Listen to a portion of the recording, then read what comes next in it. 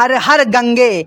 ये कहानी एक बनारस के छोटे से लड़के और एक बहुत बड़े कंपनी के मालिक और सरकार के बीच की है। तो दोस्तों, कहानी की शुरुआत होती है गंगा माई के घाट पर। गंगा जल पीने से कुछ लोग बीमार पड़ जाते हैं, बेहोश हो जाते हैं। जिन लोगों में से एक औरत पवन सिंह की मां भी होती है। तो दोस्तों, उसके बाद पवन सिंह हाथ में गंगा जल उठाते हैं और कसम खाते हैं कि जब तक मैं गंगा मां के जल को साफ नहीं कराऊंगा तब तक मैं चैन से नहीं बैठूंगा। फिर तभी दोस्तों पवन सिंह को पता चलता है कि गंगा माई के प्रदूषित होने का कारण एक माचिस का कारखाना है जो उसी के बगल में खुला हुआ है, जो कि हमारे मूवी यानी फिल्म के मुख्य विलन अमित तिवारी जी का है। फिर क्या दोस्तों, पवन सिंह ऐलाने जंग छेड़ देते हैं, जिनमें उनकी मदद हमारे कल्लू जी भी करते हैं और दोस्तों सरकार को धूल चटा देती है